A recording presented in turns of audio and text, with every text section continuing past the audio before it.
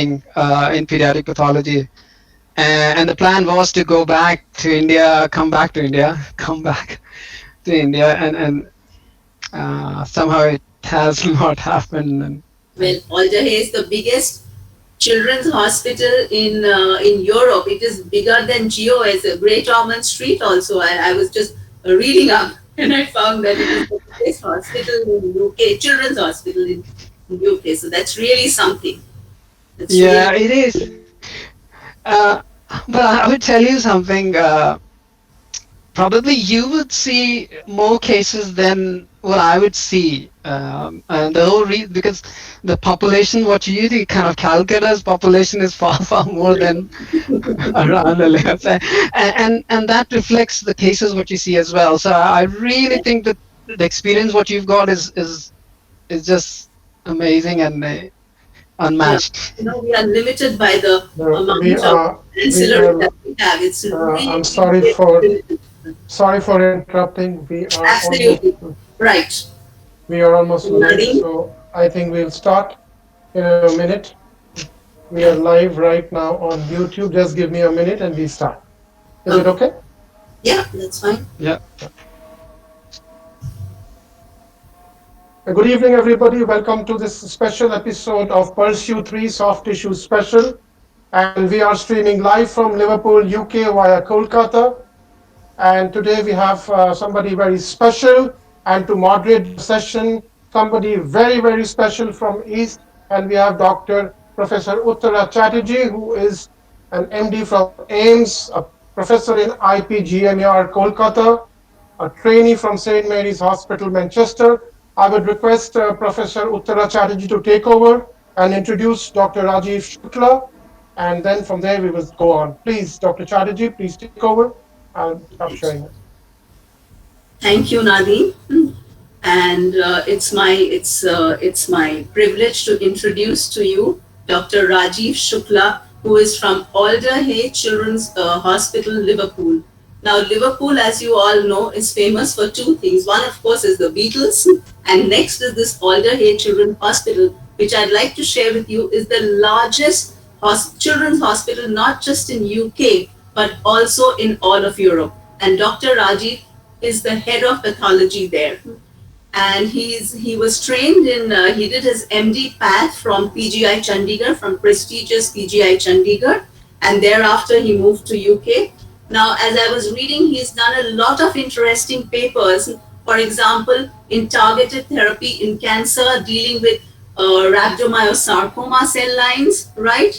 And also he's done a lot of work on microRNA networks in neuroblastoma. And another topic very close to my heart is Hirschsprung's disease, and I was very interested to find that he's done some fantastic work on ENS, that is stem cells in the enteric nervous system in the different kinds of Hirschsprung. Maybe we should have a lecture on Hirschsprung's another day. But today he's going to talk to us about modern diagnosis of pediatric round cell tumors using tools which can pick up the DNA alterations. So pediatric round cell tumors, as you all know, there is a lot of overlap in morphology. Not only morphology, there's a lot of overlap in immunohistochemistry, and yet the diagnosis is so important, the precise diagnosis, because there is treatment, different lines of treatment available. The prognosis is different and the line of treatment is entirely different for the specific tumors.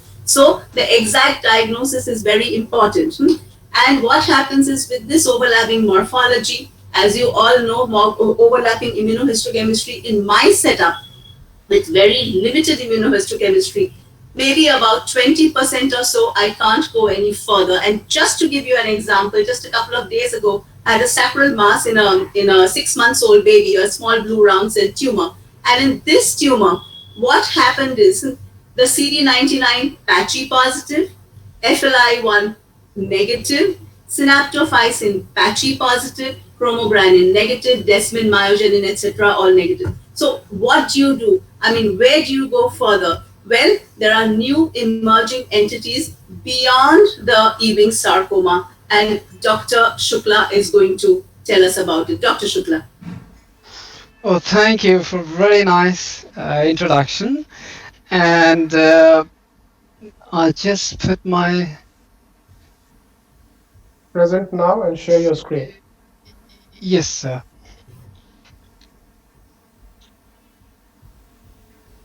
Wonderful. Yeah, we can see your screen. Yes, right. That's it. Please make it full screen. Is it? It is. Yes, wonderful. Please take over. Thank you so Yeah. much. Yeah.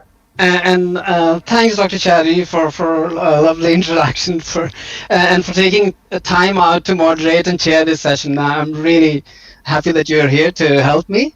And thanks, Dr. Nadeem, for giving me this opportunity to talk to budding pathologists in India. And without wasting much time, what we plan to do. So this is our hospital in the park where I work, and uh, this is kind of a follow-up session. Dr. Geetanjali did an amazing job in her very comprehensive talk on SRCT. I'll show some cases to put in practice what we have learned from this particular lecture, and so it was fantastic. Now, this I don't know Mark Twain said it or, but it's from internet. That good judgment comes from experience, and where did the experience come from? From bad mistakes, and every one of us have done mistakes, or we have done best what we can with the available knowledge, and some of the cases which I'm going to show are kind of are old in a sense, when the information what we have now wasn't there. So I had done a kind of similar presentation to a different audience a couple of years back, and since then WHO 2020 classification has come. Now, in the older classification, there was Ewing sarcoma, and the bottom three entities were all clubbed together as undifferentiated small round cell sarcomas.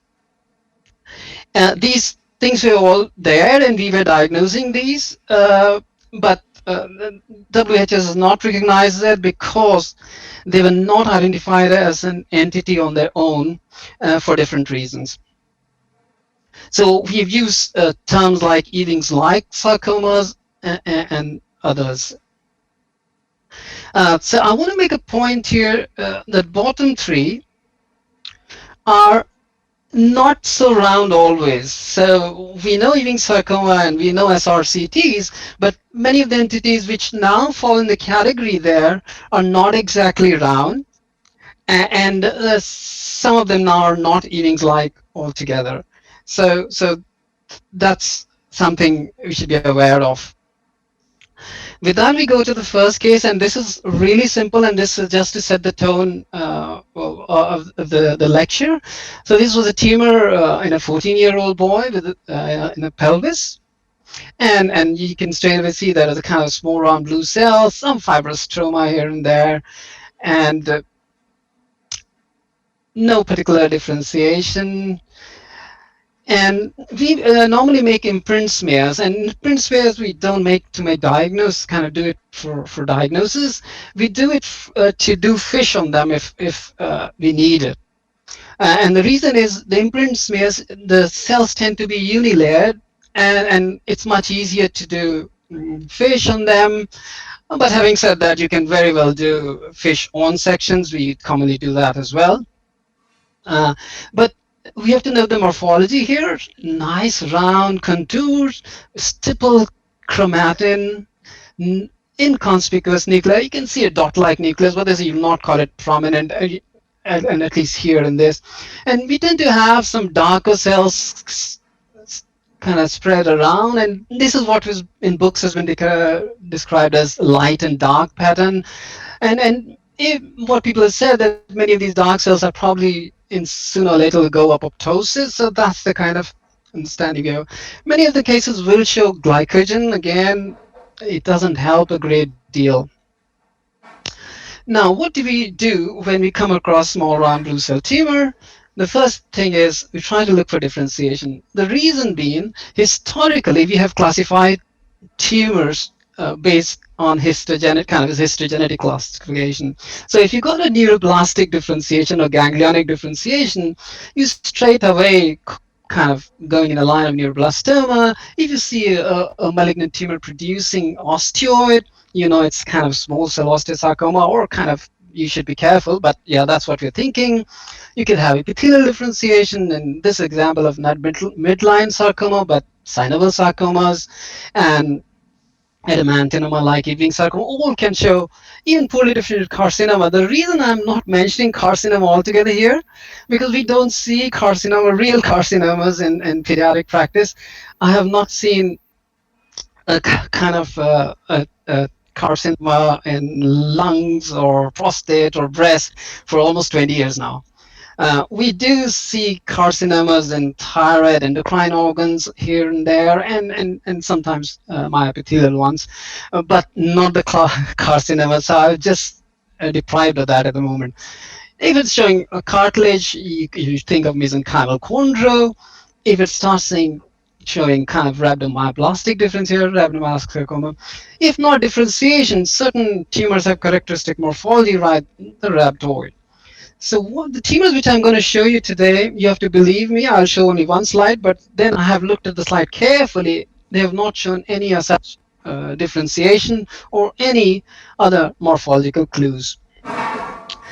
And once you have not seen morphological clues on then we go on to resort to immunohistochemistry to see if we can identify differentiation on there. And so we do myogenic markers to exclude rhabdomyosarcomas.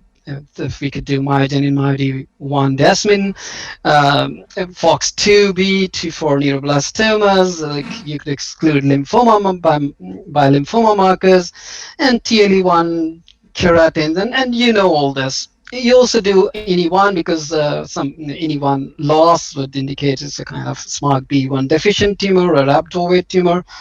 And if it's in the bone, you may do SADB2 to exclude small cell osteosarcoma.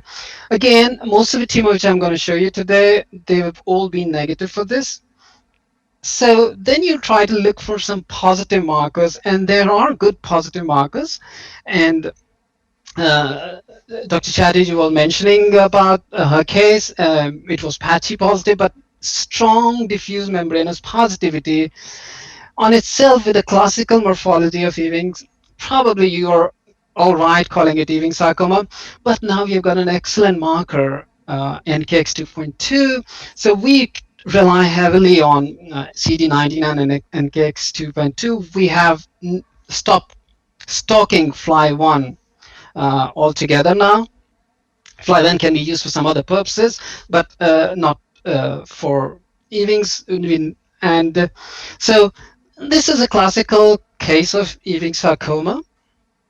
And you know that Ewing sarcoma is characterized by EWS Fly1 fusion. So that's the EWS gene. You could have various breakpoints. So you could have a various combination of EWSR Fly1 depending on where the breakpoints are. And what initially it was thought that it has got some prognostic significance, but when the larger studies came, we know that it's of no significance. As long as there is EWS Fly1, the downstream cascade of kind of proteins with kind of ultimately lead to Ewing sarcoma like morphology and probably clinical kind of outcome. So how do we test these? Now, easiest way to confirm what we think is easiest is a FISH, but as you know, different techniques can be used, FISH, PCR, or targeted RNA sequencing in clinical use. In research setting, there are many more other options as well. So if we suspect, based on morphology, Ewing sarcoma, we normally go for a EWS break apart FISH. Now, you again may be familiar and thinking it's basic, but I'll just tell you so that everyone is on the same page. So in a break apart FISH probe, you will have two different probes colored differently with a different fluorophores. In this case, it is orange towards the Central American and green towards the the telomeric end. And in a normal cells, we know we have got a pair, or we have got two sets of genes. So both the 22 should have Ewing's gene, and the orange and the green signal should be together because it's just a flanking kind of probes. So they are nicely orange and green together and both the chromosomes. What is happening in our case? You can see on one chromosome it is fine. The green end and the telomeric and the centromere are together. But then on the other chromosome, probably it has gone further away. That means part of EWSR1 has moved out to some other chromosome. And this kind of confirms uh, that probably we are dealing with Ewing sarcoma. Now, the good thing is that 90 to 95% of cases will be like this. And this is a really nice illustration. Can you see EWSR1 fly one? Nearly 90%. And then you have got some rarer things which we see how to come to diagnosis to.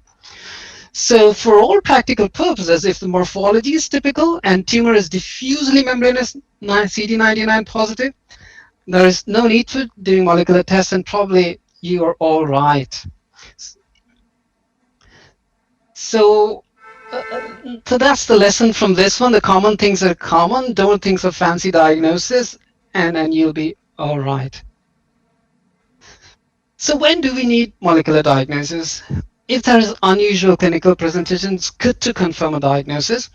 Atypical morphology, unusual immunoprofile, or sometimes when you have insufficient material also, it might be useful. Now this is a picture from internet. I just could have got from our own cases, but just didn't think that it was needed. So this is a classical morphology of typical Ewings tend to be round, inconspicuous nuclei. There's a large cell variant or atypical Ewing's type, what we call, which tend to have a larger nuclei, irregular nuclear margin, and tend to have nuclear prominence. And it is this group we should be aware of. Many of these would still be Ewings, but some of them could be some other tumor.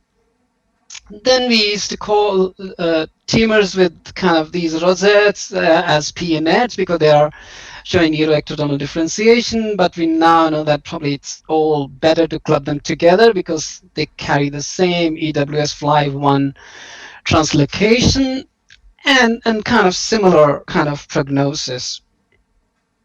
So as I said, this is the atypical cytomorphology you should be aware of. And then there are some atypical features otherwise. If you start seeing spindling, saying epithelioid, myxoid change, normally Ewing sarcoma is stroma poor. You can have some kind of fibrous bands here and there, and but then if you got a very dominant sclerosis, again, start thinking there is an adenoamantinoma like Ewing's as well. So you can have a good epithelial differentiation in them. They tend to occur in head and neck region. So you should be aware that you could have a squamous differentiation in Ewing's. With that, we go to the second case. So this is a 17-year-old boy with a right arm tumor. Morphology is very similar. You can see some clearing, cytoplasmic clearing, which is a glycogen, and then cytomorphology is reasonably similar to what we've shown. Again, everything negative, and we tend to do SAT-B2 only when there is kind of differential diagnosis with the small cell osteosarcoma, so it is in bone and it was negative. In this case, it is positive for CD99. And in this case, when we got it, we didn't have NKX 2.2. And we so good membranous CD99 was the only clue that this could be Ewing sarcoma. But when we did our Ewing's break-apart probe, it showed a normal pattern. Can you see that orange and green are sticking together? So what's happening here? When you have an atypical kind of results on molecular tests, you should always try to see if you could confirm or kind of confirm that it is negative with other techniques. And we did RT-PCR on this, and it showed positive for kind of EWS1 fusion transcript. So something was happening, that one technique is showing uh, positivity, and probably which was well with our kind of impression. And then we went to do what we call as EWS1 fusion probe. And in this case, sorry, I don't have the guide of the probe, but I'll tell you what the probes are. So you have two green probes on Ewing sarcoma gene 22. So instead of two different colors, they are all both greens. So they are seen together as two dots. Can you see? So this is chromosome 22, and these are normal. So that's why we are not seeing breaking apart. We also have a single red or orange probe, which should be on the FLY1 gene on two different chromosomes. What we saw that, okay, the one signal was dark as usual, the other signal is kind of weaker, and part of it is broken and attached to FLY1. So it is actually not the rearrangement we normally see, but this is a microinsertion of part of FLY1 into EWS, probably leading to the similar kind of protein and hence the morphology and Ewing sarcoma. So you could have rarely cases where the EWS break apart probe will fail.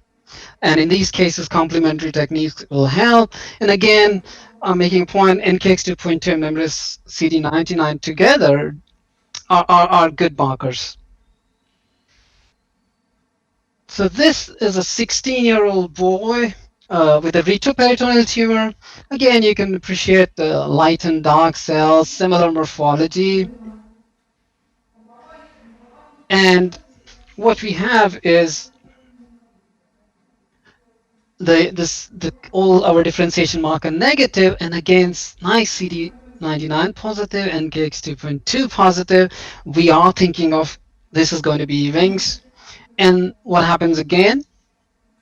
There's a classical morphology, classical immunohistochemistry, but the break apart probe didn't split. RT-PCR also is negative. And then in these cases, we start using other markers. In this case, ERG is positive. And you know by now, because this what I'm coming to, we know that FUS and ERG are kind of in a similar group of kind of genes. We call the TET family or FET family. And this again is an old case when this was not so well known, but there was this paper, one of the first descriptions of FUS and with ETS transfusion leading to kind of similar kind of tumor Ewings, and we go on to do FUS rearrangements, and this again is a break apart probe, and you could see the FUS probe is nicely broken, and it is indeed Ewing sarcoma with FIS-RG translocation. So the lesson is that if you have EWS negative in a SRCT, which is undifferentiated, it's good to do FUS. You might just make a diagnosis there and need not do more complex tests. So the classic Ewing genetics now, as we know it, is part of FET genes, which is FUS, EWSR, and TAF15, when rearranged and fused with ETS genes, which are quite a few: FLY1, ERG, ETB1, ETB4, FEV, and ETB5 possibly. Now, all these lead to similar kind of downstream transcripts probably and Ewing sarcoma. So this is what is classical genetics now.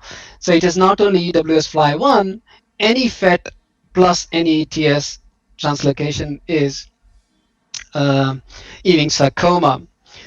Tab 15 has got a great homology because of the same group, so they're very much similar to EWS first, but so far we have not seen it in a clinical case of Ewing sarcoma with this translocation, and possibly one day, or probably they just don't translocate so easily. Now, is it all right, or am I going too fast or too slow?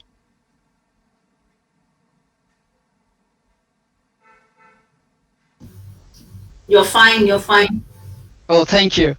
So the next case is an 8-year-old girl with a soft tissue tumor in the neck. And part of it was extending into the thorax, kind of a part of the thorax.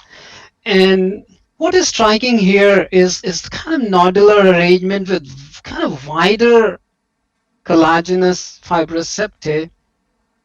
There was some calcification as well. And when you see the morphology, it's different from Ewing's. Its cells were much larger, and there is kind of conspicuous nuclei. So this is kind of atypical Ewing's kind of cellular morphology, what we talk of. And in some other areas, there were kind of myxoid change. So you could see a lot, and I was telling that this is kind of unusual, although occasionally being described. So you would like to do molecular tests on this one for sure. So let's see what's happening here. The usual kind of initial screen negative. CD99 membranous positive, but it is patchy. Again, it's an old case. Initially, Fly1 and NKX2 were not done. And based on EWSR1 was rearranged. Again, I don't have a picture because it's an old case, but in the report it says that EWSR was rearranged. So if you got membranous CD99, EWSR rearranged, it is kind of consistent with Ewing's and PNAT, although a bit atypical. But these are the cases where you should like to see the kind of molecular confirmation. So first thing, when we got NKX 2.2, we tried this on this tumor. So NKX 2.2 is really good marker for Ewing's. It came out of expression profiling of translocation proven Ewing sarcomas. So so that was kind of upregulation of NKX 2.2, and then the clever people start making antibodies against the protein NKX 2.2, and it has been found fairly specific and sensitive, more than 90% sensitivity and specificity. And it has been shown to be positive in olfactory neuroblastoma, some mesenchymal chondrosarcomas, and some adult type of round cell tumors. But these don't come into differential diagnosis in our practice. Olfactory neuroblastoma, you can make diagnosis by other means, and then probably you will, because of sight, and you'll make it. It's easy.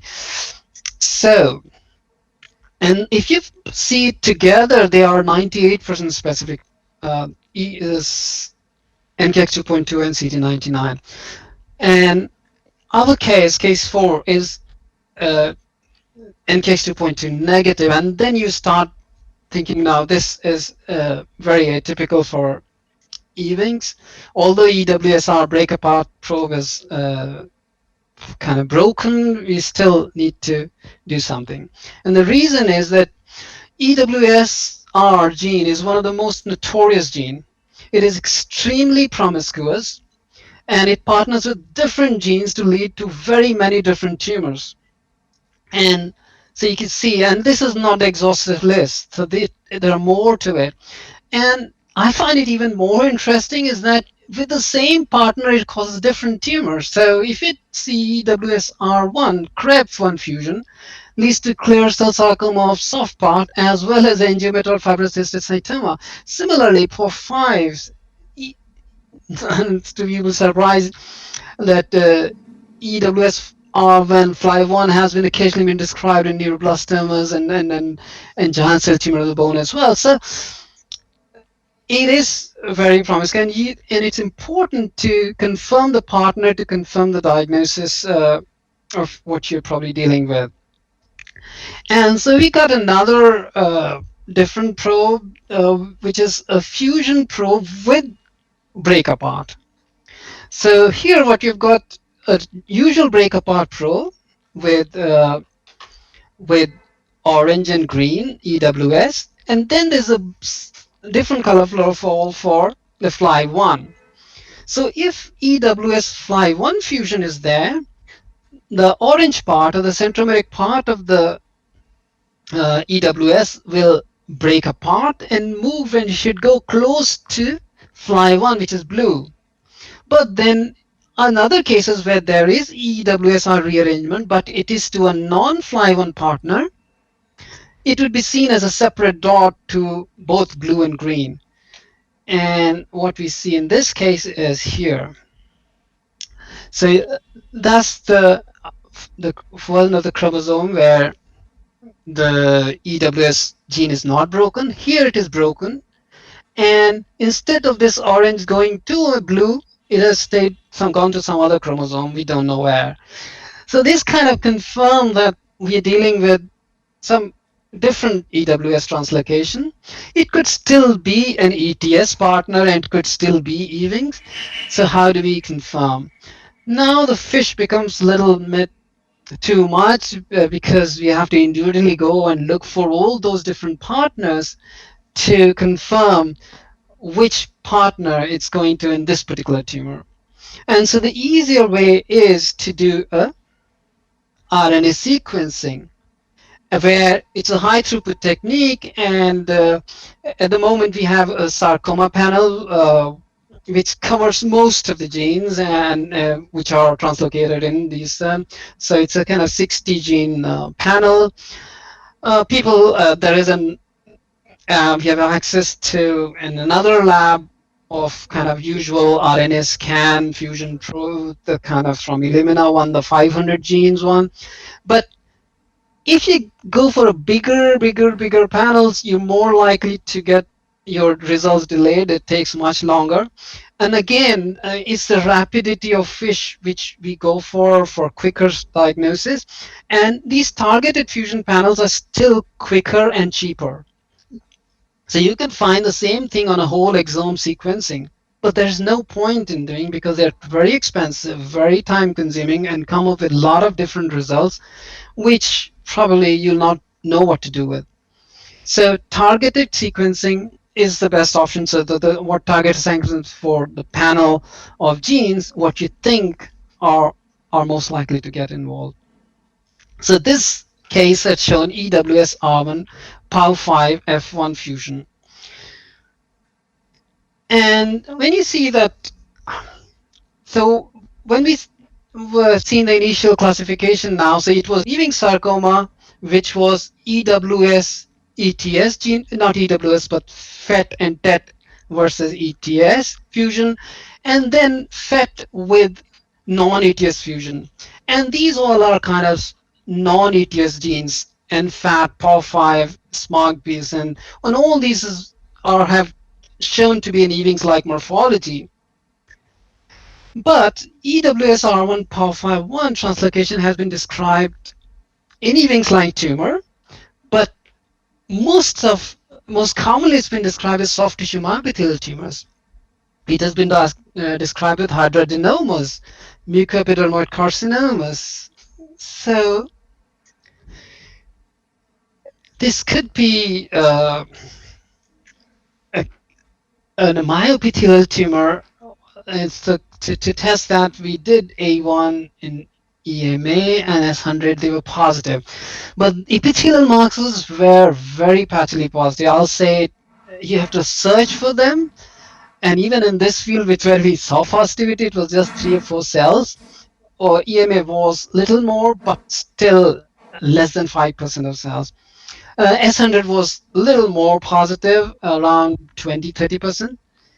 So this, in fact, is most likely a myoepithelial carcinoma, but you could have very well called it as undifferentiated SRCT with, or Ewing's-like sarcoma with um, EWSR POW5 fusion. Now, I think we myopathial tumors are underdiagnosed in pediatric practice, and when these tumors occur in children, they are more often malignant. So 65% of the myopathial tumors in children are going to be malignant. Around 10% of these show undifferentiated round cell component, and in fact more, and one third show in it from another study. They tend to metastasize and tend to have a bad prognosis. So I think this is a difficult diagnosis, and I still don't know uh, whether that amount of S100 positive EWS, CD99 and epithelial positivity is sufficient to make a diagnosis, but probably it is, and I'll tell you why, what's happening in this particular entity. So what is the gold standard? Is it morphology, immunophenotype, or myopithelial gene features? And then this is what is interesting. So morphological spectrum is quite wide, and nearly 1/3 of them can show Ewing's-like morphology. And of the 10% can have a very uh, diffuse or presentation of this. Does anyone want to say anything? Hello? Yes, please carry on. Okay, sure. So on a needle, so as I said, 1/3 of these tumors can show this Ewing's-like morphology. So on a needle core biopsy, that's what we get normally. It could be a really hard diagnosis when you will not actually see myopithelial differentiation. So morphology obviously is not one. Now, historically and probably currently, co-expression of epithelial markers with S100 is kind of what we considered as a myopithelial phenotype. It is positive in quite a few. Now, if you see, it's 93 to 100% and S100. Now, in studies where it is 100% is because of the fact is they have used it as a defining feature of myopithelial. So if you define something by a criteria, it's going to be 100% positive. But in that case, you'll be missing certain cases. I hope not, I'm sure. Again, EMA, not 100%. GFAP SOX10. SOX10 is a good marker, but it is negative in a lot of them.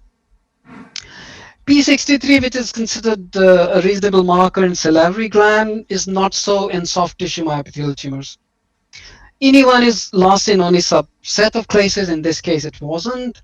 And myogenic markers again are variable. So in most cases with a morphology and this cytomology, probably you will think of myopithelial tumor, but it's not always easy. Now, this paper from Antonovsky group, and it showed that 20% of cases lack the typical immunoprofile of myopithelial cells as we know it. So they were these markers negative. And all the 5 cases had undifferentiated round cell morphology with kind of variable gene fusion, including the one which was seen in our case. And probably we need further studies and further understanding is needed to establish the relationship of these kind of undifferentiated tumors harboring so-called myopithelial gene fusions with Ewing's sarcoma-like tumors or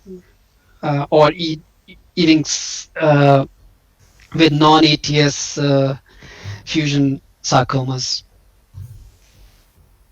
So we probably, this is what I said is the diagnosis, but based on focal S100 and an epithelial marker, this most likely is myopithelial carcinoma. It's not sarcoma, sorry. This is no,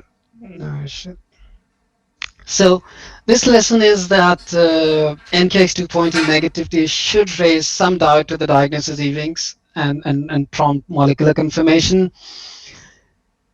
EWSR gene rearrangement or break apart does not equate to Ewing sarcoma, and partners are really important for phenotype. You've seen this.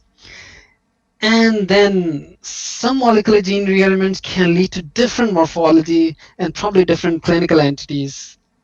So same molecular gene, different diseases, and you wonder what to do with these cases. And so what I'd suggest that don't take marker, a genetic marker, as kind of as a diagnostic of an entity if there is an alternative possibility as well. So this is what's happening. So you see EWSR when it goes to ETS group of genes, it is Ewing's. Then you have a lot of non-ETS genes. And but if you see WHO classification recognizes only EWS NFAT-C2 and EWS PATZ1 at the moment. And the whole reason is all other tumors are rare and we still don't know much about them to classify them as a disease entity or on their own. Uh, this we've learned a little bit, probably will still need to know more. And hopefully in the future, either there are more entities who are going to come here, or those entities will be pushed to other differentiated categories as kind of EWS POF1 myoepithelial tumors has gone to other category of tumors. How am I doing? 1540. Yeah, good. Yeah, absolutely fine. You're doing fine. This was an excellent case of myoepithelial carcinoma with Ewing's-like morphology. And as Dr. Kirti Gupta, who has just joined us, and she has written that morphological spectrum of myoepithelial carcinoma is wide. And she has reported one in the of a myoep of a, she has reported a case of myoepithelial carcinoma in a kid in the brain. But as you said, as you have very rightly pointed out, that GFAP is not always positive in these. You said only 25% may be positive, but S100 and the markers that you have done, it is. But most often we don't think of a myoepithelial carcinoma. That is the problem. I totally agree with you. I think, and as I said, we didn't make this diagnosis in first instance. Uh, so, very well. I think thanks for telling me that Kirti is also around. Uh, and with this, shall I move on to the next case? Yes, absolutely. Yeah. So this one is a 16-year-old male with mass in the right elbow, soft tissue. And this case presented with the widely disseminated kind of at the time of presentation itself. So that's kind of a soft tissue and tumor. The bones appear fine. There were liver mets, there were vertebral lesions, and there were kind of lesions in the pelvis. And so it's disseminated. And our clinicians were telling that this is unlike Ewing's straight kind of the differential diagnosis was not Ewing's in there clinically, obviously. Although you do see disseminated Ewing's, I'm not telling that, but it is unusual to start with. So what we're seeing here is again a kind of nodular pattern with fibrous septae. You're seeing them big, but these are needle cores possibly, yes, and I think this was a scan. And so you've got broad fibrous septae, and then you've got these kind of wide, these pink areas, basically geographic areas of necrosis. Again, you see necrosis, some of the fibrous septae. Morphology, again, is not typical of Ewing's. They are much more oval and some conspicuous kind of nucleoli, can you see here? So atypical kind of morphology, broad fibrous septae. And when we did CD99, it is just focally positive. I would not say focally, it was patchy, but kind of, I would say 10% areas showed this kind of positivity, which was membranous, by the way. You could see nice membranous positivity. And Fly1 is positive as well. So you would think this again is an old case, and these were the two markers which were done initially. And with CD99 membranous and Fly1, it was thought to be Ewing's. And these markers we have done now, so it was not done before. But it's quite convincingly, if, at that time when this diagnosis was made, when we know that EWS Fly1 fusion leads to Ewing sarcoma and Fly1 is diffuse nuclear positivity, you would obviously think of Ewing sarcoma. And this is just, I extracted the reports, and then you did the usual molecular which was available. So we did EWS, and we did Sunnyvale sarcoma, and DSRCT, and alveolar rhabdo kind of translocation. So EWS, SIT6, and PAX37, and those were all negative. And then it was concluded that even though there is no EWS translocation, it is best considered that this tumor is Ewing's P and ET. That's what we used to call. As we know, there's an atypical morphology.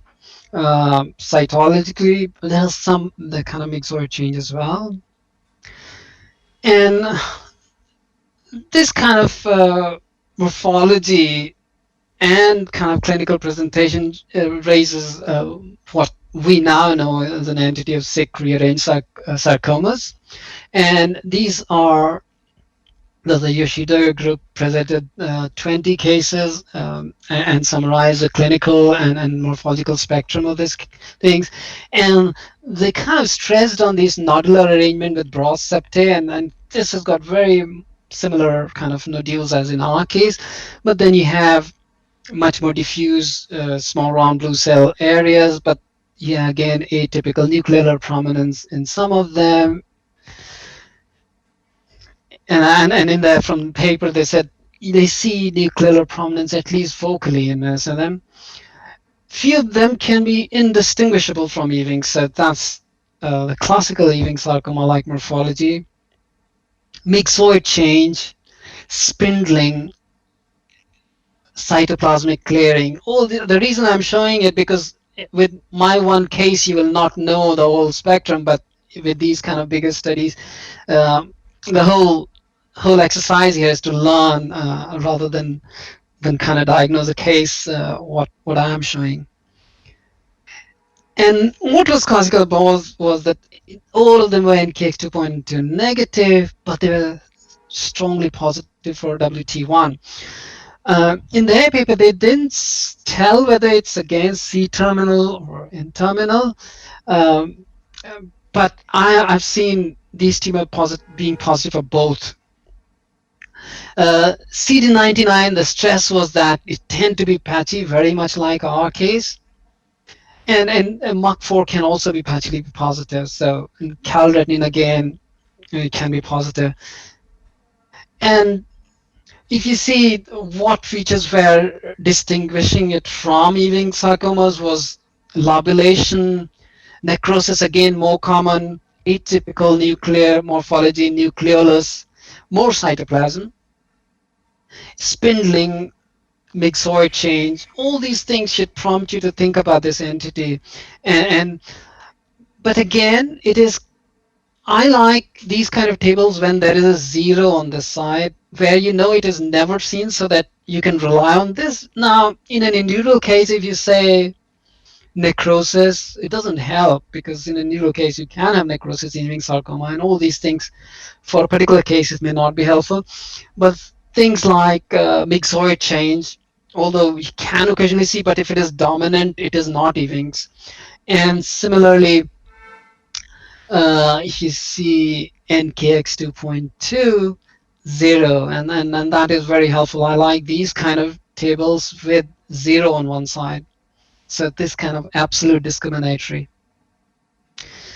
So these tend to be usually extraskeletal, most often in extremities, aggressive course with early metastasis, atypical sarcoma. So I think I'm repeating myself, but for a reason, so that it gets ingrained uh, all these features. And I'm going to repeat once more uh, a little ahead. And these tumors are different clinically as well. If you see the survival data,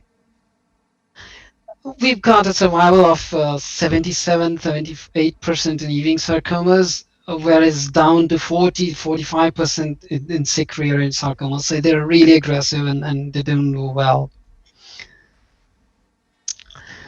Then a bigger study came, and probably these two studies, Yoshida and Antonescu's study, probably defined this entity in such clarity that WHO has to recognize it and include it in a separate entity. And again, it kind of highlights the similar things tend to occur in soft tissue, very uncommon in bone, 3%, and very similar histological features stressed on. I'm again repeating it for a reason. It's kind of that it gets ingrained in what we look for. So nodular pattern, fibroseptis, spindling, myxoid change, or reticular pattern rarely. Interestingly, myxoid change is seen in 1/3 of cases, and 10% of cases this could be the dominant feature. And in these tumors, they tend to have the lack fibroseptis. It's kind of mutually exclusive. So once you have a lot of myxoid change, less fibroseptic. But on a needle core biopsy, your differential diagnosis is going to be very different from what we are undertaking now. You'll think of myxoid tumors, and probably tangentially to what we believe sick or Ewing's like sarcomas. Uh, but still, predominant phenotype was that of solid sheets with round to ovoid cells. So ovoid cells, so they don't tend to be that round. There was focal, you can say, epithelioid morphology and plasmacytoid morphology. Again, these tumors can be mistaken for morphologically for myoepithelial tumors. Nuclear morphology, again, variable. So from dark or hyperchromatic to atypical to Ewing's like nuclei. As with all translocation or kind of fusion sarcomas, these tend to have minimal or no nuclear pleomorphism. So they are kind of malignant and aggressive looking. But if you see what we talk of nuclear pleomorphism is normally not there. This is an exceptional case probably here. And the reason, and it's true for any translocation sarcoma, monomorphism, and as compared to kind of very pleomorphic sarcomas where you tend to have aneuploidy and those kind of things where you've got lots of chromosomal gains, so you've got large number of kind of chromatin in individual cells making it big. So as with any other translocation sarcoma, this tend to have minimal or minor nuclear pleomorphism only. And you tend to see nuclear prominence, at least mild to medium in most cases. Again, I'm talking about immunohistochemistry, patchy CD99, and which is more common. They have seen diffuse membranous positivity in minority of cases, so it should not kind of take you away from this diagnosis. And WT1. So what we have come to know is that WT1 is a good marker, and patchiness of CD99 is a good clue. So that's what it is like. I think I've talked all about this earlier, but it's summarized in a table form. Worst outcome, and they are chemo-resistant, and this tumor also showed minimal response. Then there are some other good markers, and one of them is ETV4, and it's because the sick ducts kind of rearrangement whenever it happens. There is kind of upregulation of ETV4 and overexpression. So it has got a very, very strong sensitivity and a reasonable specificity. And I've been harping about CD99 membranous with diffuse NKX 2.2 for Ewing sarcoma. And now I'll start harping about ETV4 and WT1. In a right context, this combination is really, really specific for sick rearranged sarcomas. And this was a summary from one of those papers, and you see I like seeing zeros, and if you see a lot of zeros here, many of the entities, there are some cases which can be positive.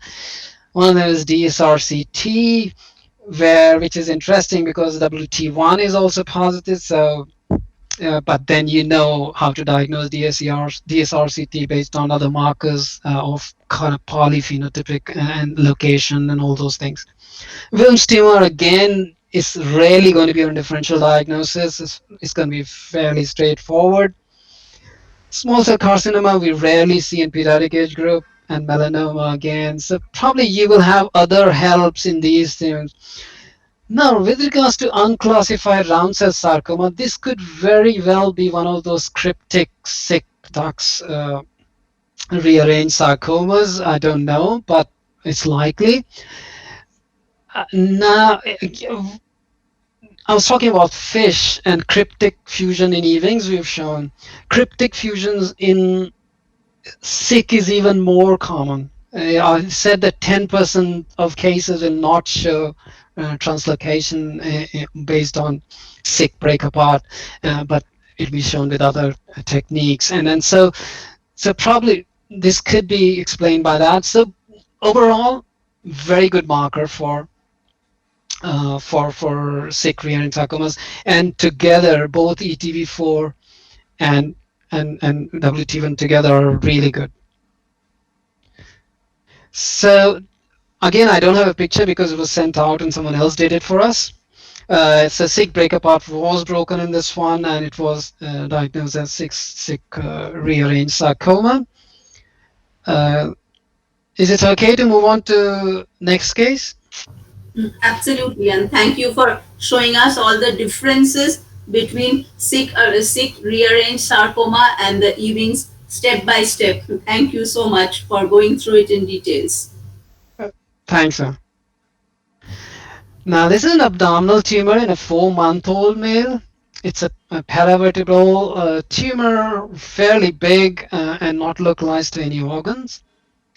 And this was a very difficult tumor for us, and you can see a central mass, and it was encasing all the vessels. So it was surgically non-resectable. We've kind of multiple times we took this case to MDT, and surgeon said, no, it's probably, if you try to do anything here, it would just be catastrophic.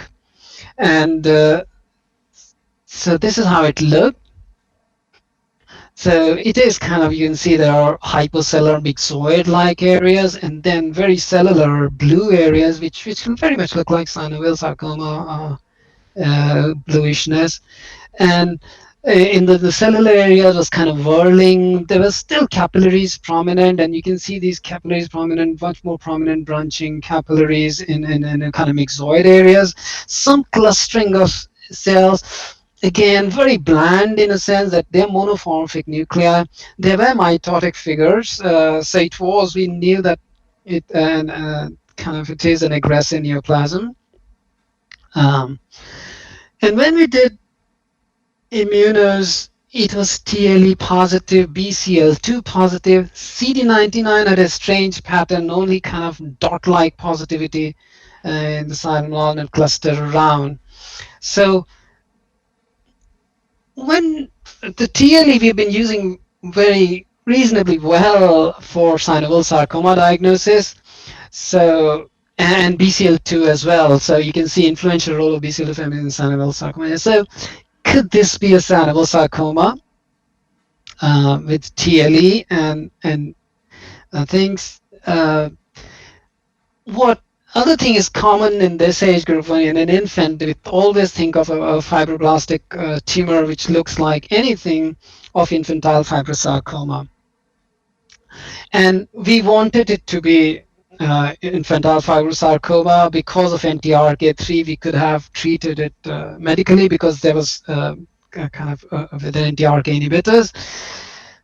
But no, the FISH for sarcoma was negative, and REPAN-TRK-ISC was negative, and which is very sensitive for TRK rearrangement. So we use it in most of our tumors, because we are looking for targets. It is not specific for NTRK gene rearrangement, but it's very sensitive. So we use it as a screening test.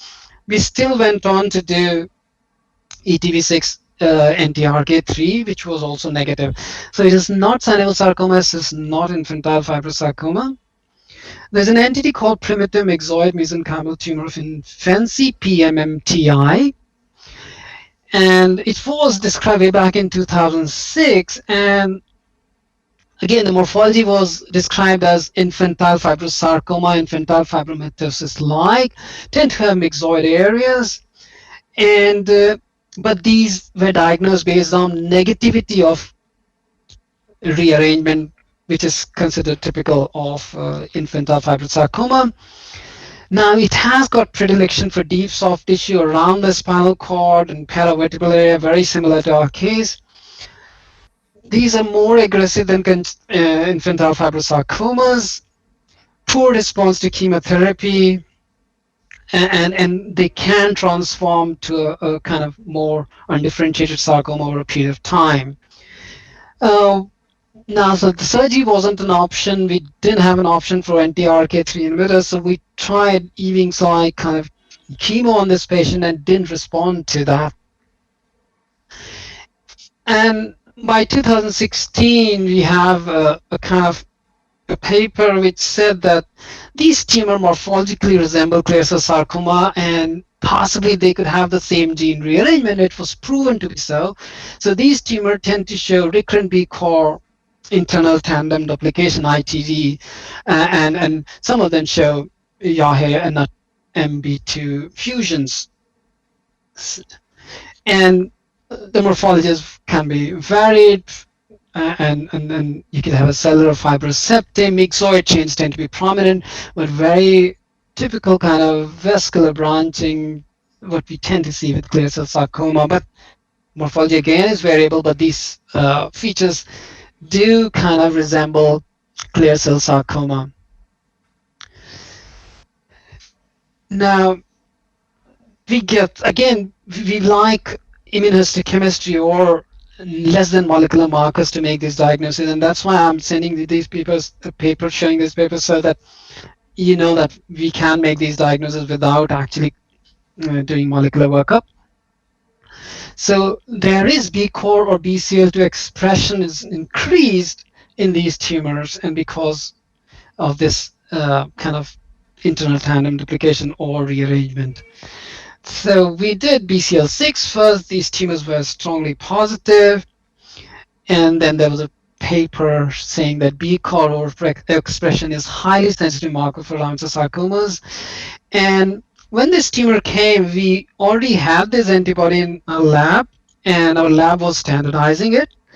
And luckily, we said you do it in next couple of days, and they did it. We've got a wonderful technical staff here, and we ran this, and it was B-core positive. So we gave that kind of diagnosis, confirmed the diagnosis that be primitive myxoid mesenchymal tumor of infancy, which was kind of months later confirmed to have B-core internal tandem duplication. So I say these tests, some of the molecular tests take a long time. I've already exceeded my time, and so this was the diagnosis. Now, we were looking to treat this patient, and nothing was working, and so we did whole exome sequencing to find any targets. Again, I don't have the report, but it says that they found something which makes it kind of possibly it could respond to immunotherapy. Um, and so we said, okay, the PDL1 inhibitors, and which I was quite skeptical because in infants these PDL1 therapy doesn't work, and the reason being, you to be immunotherapy active, you need a lot of mutations so that you start expressing a lot of neoepitope on the surface. And pediatric tumors in general tend to be very low on, the mutation burden is really low, so they are less likely to show antigens on the surface which can be killed by immune cells. So that's the kind of simple explanation. Not only that, this tumor appeared in 4 months of life. Probably it was a congenital tumor. And you know what happens when T cells are exposed to antigens in utero? They identify them as self and they become tolerant to it. And we ultimately didn't use it, and this patient didn't do well. What is interesting about this particular group of tumor is that so this B core internal tandem duplication, then there is the tumor B core CCNB3 and B core mammal3. All these show a very, very similar expression profiling, and they cluster together. And this cluster is very different from 6 sarcomas or Ewing sarcoma. So they are individually very close to each other rather than closer to any of those, and probably because of the same gene and same downstream things.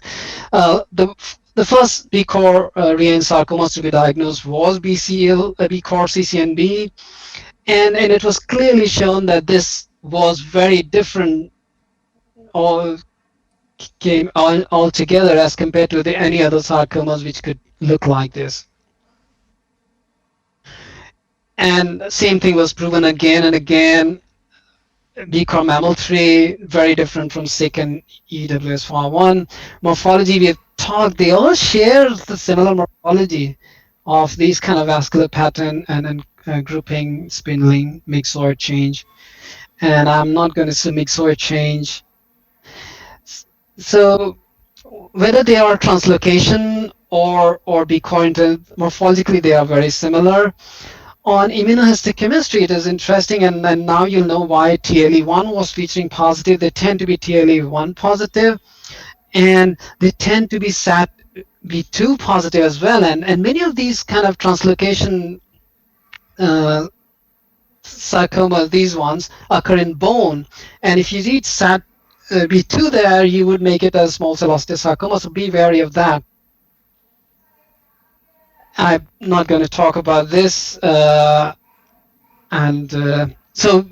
these are kind of, in new WHO, they have been grouped together because they show similar kind of morphology, not very similar, but there is overlap, similar immunoprofile, and that is B core oncogenic upregulation.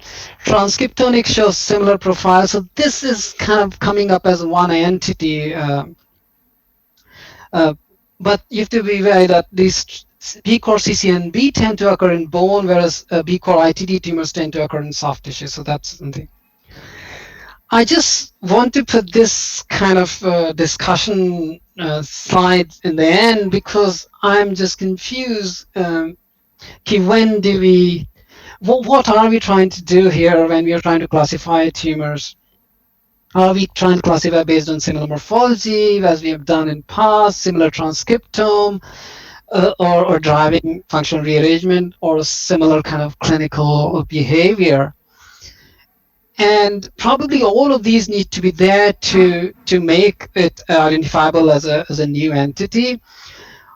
But it's the promiscuity of these fusion is very, very worrying, because B core arrangement can be seen in muscular cells around the sarcomas, which you're seeing.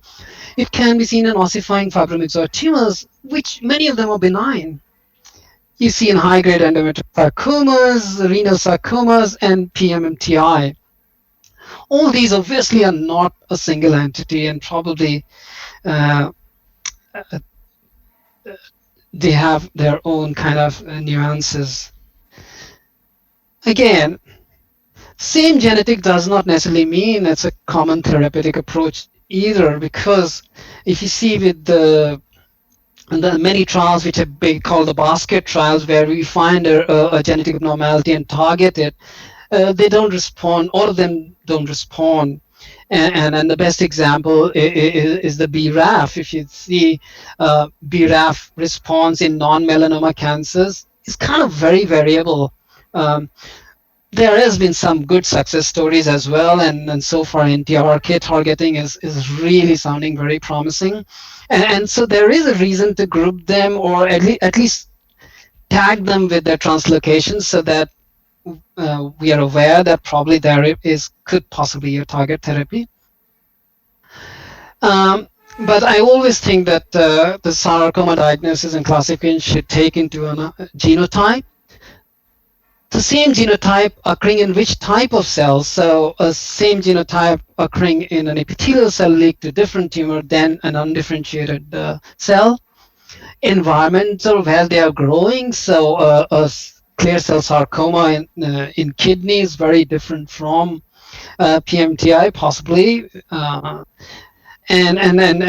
phenotype, morphology, and clinical behavior. So we should be lumping them together once we have really solid evidence. Now, I'll end my slide seminar with the kind of different note that seeking diagnosis without sequencing or molecular tests, we do have really good markers now, and you can reach a diagnosis with reasonable confidence without molecular diagnostic. This has become possible because of some fantastic work. In the past, we have worked from morphological diagnosis to genetic diagnosis. Now we are reverse learning. We have a genetic diagnosis, and then we start learning how do they look, what is the expression profiling, what protein do they express, and get a diagnostic antibody as a surrogate for translocation. And I just suggest this kind of the pathway, which is kind of just exclude, there is no differentiation, so that, and once you reach here, there's some easy way to just get to a common diagnosis. 95% are going to be the Ewing sarcoma. So if you've got CD99 and KX2.2 good positivity, just stop there. Otherwise, you could do these markers, ETB4, WT1B core, or do a rearrangement FISH. And if you're positive, you can classify them as, and if it is, I think there are going to be small subgroup which is still going to be undifferentiated. And these are the ones where RNA sequencing panel should be done. Now, it all depends on where you're working, how resourceful you are. I know a lot of labs in Europe, they do sequencing in all cases. We have an option of doing sequencing on all cases, in fact, whole exome sequencing, but don't expect results coming back to you so that you can treat your patients, because they take very long time. And probably you have to have a quicker immunohistochemistry FISH in those, or even RT-PCR, where you could get a quick turnaround time so that treatment can be catered.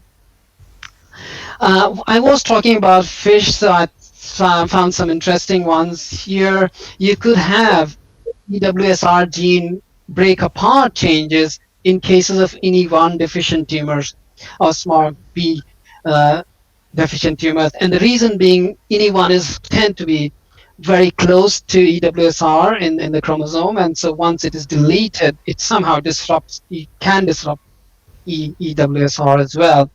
Another good thing that you can diagnose with FISH is EWSR1 and FATC2 using just a break apart probe for EWS.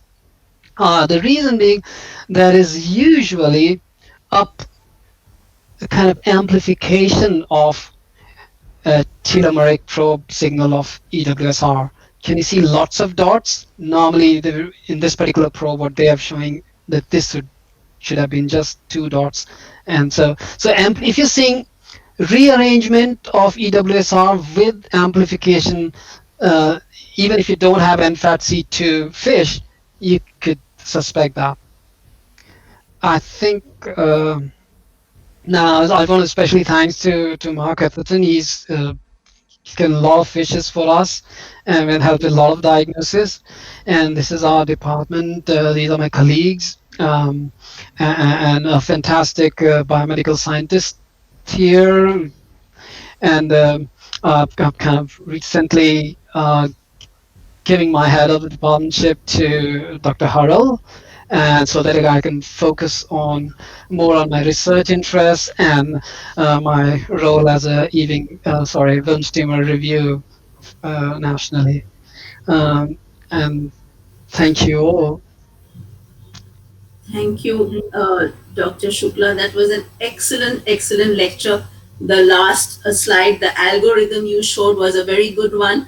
That is, if in a resource constraint setting, but I would still ask you that at the end of it, in your practice, what percentage what percentage is left as undifferentiated round cell sarcoma in your practice? And one more thing is we have Dr. Radhika Srinivasan with us, who is, and she has asked that if you can comment on implications for management in the tumors that you have discussed. Oh, it's a very interesting question. I think very valid as well. Okay, so I would say it is getting less and less unclassified tumors. Having said that, you still will have around, uh, I would say, 5%. But the thing is, a lot of cases which I've shown were diagnosed 5 years back, and we didn't make a diagnosis 6 years back. So probably now it's going to be far less. With regards to treatment, and all of our job is about kind of treatment and prognostication and all. And Dr. Radhika has rightly said, at the moment, all many of these tumors get the same Ewing sarcoma therapy, but I think soon, as we have a larger cohort, this is the sick duct sarcomas because are still rare tumors, and all these trials need lot more cases. So at the moment, they are being tagged uh, with Ewing sarcoma group. Having said that, there are kind of a lot of experimental therapy, mainly in disseminated ones, where they're trying new things. And in the future, as we know and identify more targets in these pathways, probably it will become relevant. And unless we diagnose them, we'll never reach there. Right. And there's one more comment. The last case that you showed, the proof of, please go ahead. The last case that you showed, Dr. Bala Murugan, as soon as you showed the H&E with the myxoid, made a diagnosis of BCOR as soon as you showed the slide. So this is just a comment and for Dr. Yeah. Bala Murugan. Credit, I think that's the beauty of morphology is that you can make the, and that's what my point was, that all these fancy tests were important initially, but now going back, we have identified kind of morphological clues and immunohistochemistry to these diagnoses, yes. Right. So that was an excellent talk, Dr. Rajeev Shukla. Thank you so much. Thank you so much for making it so simple and in a resource constrained setting where you don't have a molecular lab, you can still make a diagnosis as he has shown both for the BCOR and the sick duct tumor. So this was excellent. Thank you so much, Dr. Rajeev. Thank you, and I didn't expect a lot of my teachers being there, Dr. Radhika, a lot of my colleagues. I was hoping to talk to Also, Kirti, yes, yeah. So, and I'm really happy that I could talk to them. And yes, I was Thanks, hoping. Nadeem, for bringing you on board. And it was wonderful to listen to you, Rajiv, and it was great. And I learned a lot from you today, and Oh, hope thanks, to come man. back again. Thank you Oh, so much. sure. Thanks a lot, man. Right. Thank you so much, everybody. Wonderful, excellent presentation. And I think, as Dr. Rajeev has promised, that we will be having a slide session.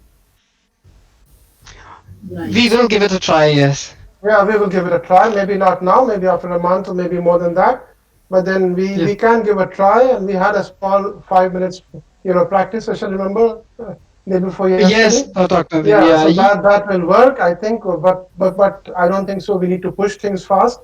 You take your time, and then on a given time, maybe after a month or so, or maybe two, we'll be back again with your slide session. I would request a thank you everybody for joining in, and I would request Dr. Chatterjee to give the closing remark before we say goodbye. Thank you all for being here, and Dr. Raji, and both Dr. Radhika, Dr. Kirti, and everybody else, and Dr. Nadim, who is spending so much time during this period of pandemic to bring out these lectures. This is excellent. So the credit goes a lot to Dr. Nadim for sparing the time and arranging this. Thank you, Nadim. My Yeah, pleasure, I like anytime. Take care. I like to second that, and he's doing a wonderful job. And thanks all who came here. I think IPL match was on, and those Take who are care. present here. Yeah, you have a big team in YouTube also who is wishing, thank you to you from the YouTube session as well. Thank you so much. Bye bye. Take care. Bye. Thank you. Bye Bye. bye. Take care. Bye.